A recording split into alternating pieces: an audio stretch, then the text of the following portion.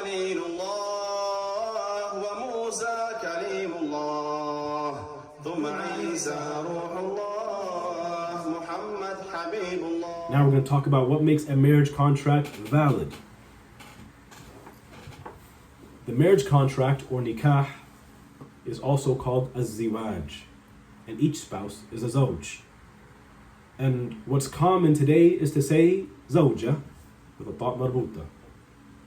What's correct or more eloquent is that both spouses are referred to as zawj, as evidenced in Al-Quran. And Imam Shafi'iyy, radiallahu anhu, he dislikes saying zawja. But if he said zawj in his time, about 1200 years ago, the people would not have understood. So he opted to use imra'a. So the marriage contract is amongst the highly prioritized contracts in terms of validity, as we mentioned, because if you make a mistake in the contract, in many cases you cannot undo it, especially if a child is born from it. And if a child is not born from it, some people, they realize it years later when they finally decide to learn, or they hear about a new mas'ala, and by then you've been committing zina for how many years, mashallah. That you can repent from, that you can fix. With a child from that, you cannot fix that. So there are certain conditions that need to be satisfied for the marriage contract to be valid. One of those is for the verbal exchange. For example, the guardian of the bride, like the father, says, I now give you my daughter in marriage. And the groom says, I now accept her in marriage. This kind of exchange statement needs to be done. MashaAllah. So, some may say, I'm not Shafi'i, but do you know how to do the nikah according to your school, whether it's the Hanafi school or the Maliki school? Or some say, I don't follow madhab, I'm just Muslim. Okay, even a bigger issue.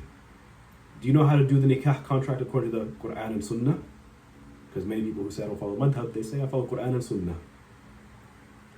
I cannot tell you how many nikahs I've been to from people who have claimed to have learned, where I see the imam, he is, he'll tell the father of the bride to sit here. The groom is right here. He's reciting some words, khutbatul nikah that we went over. Then he'll turn to the bride and he'll say, do you consent for this marriage? You're not being married out of force? She said yes. Then he turns to the groom, asks the same thing. And then he gives her away in marriage to the groom. He's not the guardian. And the father never approved of that. But the father's jahil, so he just sits there, he's like, I guess this is how the nikah is done. Everyone says, Mabruk, mashallah, the balloons come out, everyone's eating kinafe, or halawa, or whatever they eat. And they're just having what I call a relationship party. There was actually no transfer of responsibility from father to husband. MashaAllah. So there needs to be a verbal exchange between the one giving away the bride and the groom. And it is a condition that the guardian of the bride conducts a verbal marriage contract with the groom, meaning it is not valid that she says, I now give myself to you in marriage. Or like the Christians say, I do. Also, this exchange statement needs to be used by one of two terms, zawajtuka or ankahtuka, or their translations in any other language. So those terms mean marriage. So if the father says, for example, I now give you my daughter, without saying in marriage, or any equivalent, it could be in any language. Even if he intends marriage, this would not be sufficient. So if he says, I now give you my daughter, the man says, I accept, it's not valid, it's not a valid marriage contract. Even in Christianity, they still use the term in holy matrimony, which is, matrimony means marriage. So it can be a similar term. And for those of you who speak Arabic, it does not have to be done in Arabic. One can do it in English, Farsi, Spanish, Harari, Amharic, any language. Even if one knew how to conduct it in Arabic. And of course, we'll talk later about it. But the witnesses, those who are witnessing it, they have to understand it. Some people, they bring their friends to be witnesses, and they don't understand a single word of the contract. What are you witnessing? MashaAllah. Once this verbal exchange occurs, the woman is now his wife.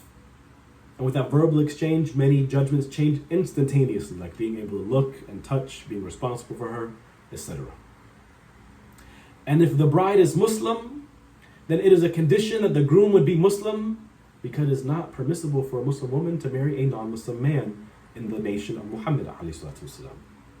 In previous laws revealed to the prophets, it was permissible for a Muslim woman to marry a kafir man. Like Pharaoh, he told people, I am God, worship me. Was he not the epitome of a kafir? And his wife was a very pious Muslimah, Asiya, radiallahu anha. So it was permissible, but in the laws revealed to Prophet Muhammad alayhi salatu wasalam, this is prohibited. Bismillah, walhamdulillah, wassalatu wassalamu ala rasulillahi sallallahu alayhi wasallam. I start with the name of Allah, the one with no partner, no similar, the one with no length, no width, no depth, and no perimeter, the one who's not a volume and not in a place. And how could he be in a place when he existed before time and space?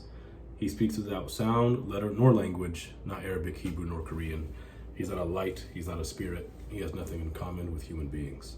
He's not in the direction of up, down, right, left, front, nor back. But whatever you imagine in your mind, Allah is different from that. And I ask him to raise the rank, honor, and prestige of our beloved Master Muhammad sallallahu alaihi wasallam, the slave of Allah, his final messenger, and the best of God's creations. May Allah unite us with him in paradise and grant us a drink from his basin. Ameen. May Allah increase us in knowledge, patience, humility, and comprehension, and help us put our knowledge into practice and grant us the sincere intention. Allahumma ameen. Amma ba'd. Thereafter, Allah subhanahu wa ta'ala mentions in the 10th verse of Surah Mumtahana, which means a Muslim woman is not allowed to marry a non-Muslim man, and a non-Muslim man is not allowed to marry a Muslim woman. So this is a muhkam ayah, this is very clear. As for the Muslim man, he is allowed to marry a Muslim woman, a Jewish woman, and a Christian woman. However, the condition for a Muslim man to be allowed to marry a Jewish woman from Bani Israel is not like a lot of people believe. They think so long as a Muslim woman is, so long, they believe, so long as a Jewish woman or the Christian woman is just Jewish or Christian, then we can marry them. But in the Shafi'iyy school, that is not the case. And we're going to even explain how people in Ethiopia have understood this. I know a good portion of you may not be from Ethiopia, but just to give you some historical and cultural understanding of how fiqh spreads and becomes infused into a culture. So, for a Jewish woman from Bani Israel, if her ancestors were amongst those who embraced the nation of Musa before revelation was bestowed upon Prophet Jesus alayhi salam, then she is permissible to marry. And it is a condition that you do not know that her ancestors embraced the religion of Musa after it was abrogated, i.e. by the office of prophethood being bestowed upon Prophet Jesus alayhi salatu wasalam. In other words, you don't have to investigate it.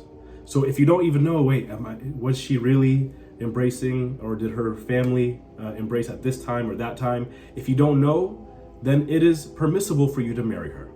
So if you even doubted about when they embraced, before Prophet Jesus or after Prophet Jesus alayhi salam, then the marriage is valid. As for the Christian woman, this is not the case. The case of the Muslim man being allowed to marry a Christian woman is a more precautionary case. So the two conditions are that you know with certainty that her ancestors were among those who embraced the religion of Prophet Isa before the office of prophethood was bestowed upon Master Muhammad alayhi salatu wassalam. So when we say embrace the religion of Prophet Isa, we're talking about embracing Islam within his nation. And that they did not follow the perverted parts of the kitab. That is, after Prophet Jesus alayhi salatu wasalam was sent, his religion was perverted well before the revelation bestowed upon Prophet Muhammad sallallahu alayhi wasallam. So between Isa alayhi salam and between Muhammad alayhi salatu wasalam, the holy law of Jesus was distorted. But Jesus still had some true followers of his, like Waraqah ibn Nawfal. You guys know Ibn Nawfal, who was the uncle of Lady Khadija. He was a Muslim from the nation of Isa alayhi salam. So although the book by that time was perverted in many masail, he was still worshipping Allah subhanahu wa ta'ala just as Jesus had taught. And he actually told our Prophet alayhi salatu wasalam that his people are going to fight him. and that if he's alive when it happens, meaning if Ibn Nawfal is alive when it happens, that he's going to help him towards victory over these people. So even if they entered the religion of Jesus after the perversion spread, like Ibn Nawfal, but before the abrogation, and abrogation is by the revelation being bestowed upon Prophet Muhammad ﷺ, then this is valid so long as they do not follow the perversions in their book. Meaning, if someone said, I follow the nation of Jesus, and they did that before Muhammad ﷺ received revelation, but in actuality they were not following the revelation of Jesus. They believed in, for example, the Trinitarian creed, that God is one of three, or is divisible into three parts, whether literal or metaphysical, doesn't make a difference. Then because this person embraced the perverted creed, then this person, their descendants would not be valid to marry. So for the Christian, it is a condition that we know this. So if we are doubtful or unsure, then it is not valid to marry her. This is why in Ethiopia, our scholars have said historically that it is haram to marry a Christian woman. And when they speak like that, they're speaking within the context of Ethiopia, right? They're not imagining people from Ethiopia are going to pass that on to people who move on to Europe and Australia and to America and the like. Because they said that because it's hard to know with certainty with the Christians of Ethiopia. As for the Christians from the Philippines, for example, it is known they embraced the nation of Jesus, even though they're amongst the blasphemers of the nation of Jesus, after Prophet Muhammad ﷺ was sent, and they also they embraced a perverted form. Is this clear? Are there any questions in relation to this so far? And again, if you're shy, you're more than welcome to put it in the chat. Don't feel obliged to unmute. But feel free to cut me off if I need to clarify anything, inshallah. And so, although this has nothing to do with marriage, I'm going to clarify the same rule when it comes to eating meat. Because some people, learned or not, they think they can eat meat just slaughtered by the Christians, for example. And that's not exactly how it works. So some people, for example, like on the West Coast, they will eat In-N-Out burger saying we can eat it because Ahlul Kitab slaughters it. So this exact same rule applies for a Muslim to be able to eat what they slaughtered. The slaughter of the Jewish person whose ancestors embraced the nation of Musa after the revelation upon Jesus ﷺ is not permissible for us to eat. However, if we doubt or we are uncertain, we don't know what the Jewish butcher, for example, or the Jewish slaughterer, because usually the butcher, they're dealing with the already slaughtered meat in the deli shop. So don't put the word butcher in your notes. The Jewish slaughterer, we're going to have doubt. We don't know anything about their lineage, and we're uncertain. So it is permissible to eat even in the Shafi'iyy school in this case. So the condition for the kosher meat of Bani Israel is that you don't have any proof that their ancestors entered the religion of Musa after the abrogation. So if you did have proof that they embraced the religion of Musa or the nation of Musa after the abrogation, then you could not eat it. But if you doubt it, you have no certainty, then in this case you can eat it. It is valid to eat so long as you don't have definitive certainty. And likewise, the slaughter of the Christian is very similar to what we mentioned about marrying the Christian. So the slaughter of the Christian whose ancestors embraced Christianity after the revelation upon Prophet Muhammad ﷺ is not permissible for us to eat. And in this case, you must know definitively. You can't be skeptical about it. You must know their ancestors entered the religion of Jesus ﷺ before the abrogation, which is by way of revelation of Prophet Muhammad ﷺ, and that they avoided the perversions in their book. So the case of the Christian's meat is much tighter than the Jew's meat. The Jewish meat is less strict, hence why we can eat kosher. And most Jews nowadays also know who amongst them are Bani Israel. They track their lineage, unlike Christians. You ask a Christian, oh, where's your family from? They'll say Alabama, for example. They don't even know which part of Europe their family came from, or which part of Africa, for example. So that was just a little side tangent. But going back to the conditions of the marriage contract, also the genders must be known of the bride and the groom. It must be known. i.e. it is not valid for the khunsa mushkil, which is known as the unclear hermaphrodite, to get married. However, the contract for the khunsa mawdih, yani the clear hermaphrodite, is valid. So what is a hermaphrodite? A hermaphrodite are people created with an extra reproductive organ. And these people are either male or female. They're not both, and they're not neither. Their gender is confirmed by their usage of one organ normally, whilst the other one is not being utilized. So for example, if it is a hermaphrodite who has a penis and vagina, but they use the penis in a normal way and the vagina is not utilized, i.e. doesn't menstruate or things of that nature, then this person, this khunsa mawdih, this clear hermaphrodite, would be judged as a male. They will be judged as a male. They're not both, they're not neither. And it was also documented by the fuqaha that they have equal inclination, yani attractiveness, if you will, towards men and women.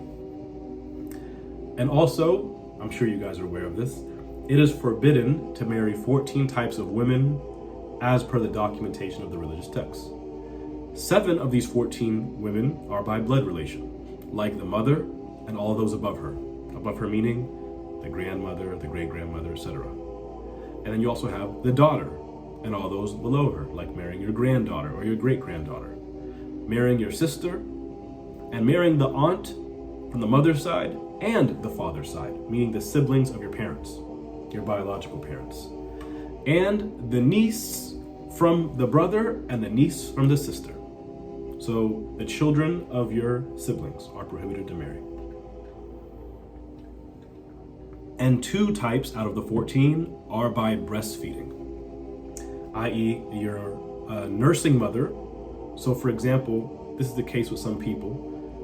Their mother was unable to produce milk, or the mother got in a bad accident and was in the hospital for some time, or because the mother is close with somebody else, one of her girlfriends for example, that they breastfeed each other's children. Such mother that is breastfeeding this baby, when this baby grows up, this baby boy becomes an adult, then it is not permissible for him to marry his nursing mother. Likewise, the sister from nursing. So if 2 women have children, a boy and a girl, and one of them breastfeeds the other, so here's the baby boy and the baby girl, then in this case, this is known as a milk sister or a nursing sister and a nursing brother. So they can be treated just like regular brother and sister. Yani they can be in khalwa, they can be alone. He doesn't have to see her with a hijab on, and he is not allowed to marry her. And 4 are by marriage. So one of which is the mother-in-law. Even if you get divorced, according to the Shafi'iyy school, your, I guess in this case, ex-mother-in-law is still considered mahram for you. You can never marry her. And you can still treat her as if she was your mother. And the stepdaughter. So if a man marries a woman and she has a daughter, when he consummates the marriage with this mother, this stepdaughter is now like his biological daughter in that he can never marry her. Also, the stepmother. One is not allowed to marry their stepmom. And also the daughter-in-law. And the sister of your wife is forbidden if you are still married to your wife. So that's why we didn't mention her, because if you divorce your wife, then the sister of your wife is fair game. And again, I urge you guys to be culturally sensitive, because for example, you may think, who would do that? Or that's silly, or that's stupid. These rules are set in place because reality is we don't know the situations of different people and different time spans throughout the world. For example, what I learned is that in the Somali community, if someone's brother dies, then he marries the sister. That way he can go inside of the house easily as he takes care of her and the kids. Because as you can imagine, it is very difficult to support relatives or in-laws or what have you, whilst you have the khalwa situation. This is something very prevalent in a lot of Ethiopian households, for example. They'll let relatives come from overseas and stay in their house, and they will be in a situation of khalwa. And we'll talk about some cases like this that happen in Ethiopia, for example. So in the Somali community, nonetheless, marrying your now deceased brother's widowed wife, I think they're called widows. This is very common in their culture. And it is also not permissible to be simultaneously married to a woman and her paternal or maternal aunt. So you cannot be married to a woman and also the aunts of her mom or dad. And whatever is forbidden by blood relation is forbidden by nursing, as we mentioned earlier. And a mahram, for those who don't have it documented, is a person you can never marry under any circumstance. Therefore, it is valid to marry your first cousin, although it is makruh or disliked. So for those of you guys who say, but he's like a brother to me, she's like a sister to me. Well, in the court of God, she's none of those to you. So I put this chart in here as well. I believe it's in your copies, inshallah ta'ala. And so these are the prohibited marriages for a man, so that way you can maneuver, mashallah. Because there's a lot of people, they have, for example, nursing siblings, or they have a stepson, a stepdaughter, or they wonder, can my stepson's wife come around me without hijab? Many cases like this arise, and so inshallah this will be a benefit for you guys. Malik, or is this Abba Malik? If that's who I think it is, you're more than welcome to go. I see your hand raised. Hey, I'm thinking it is me.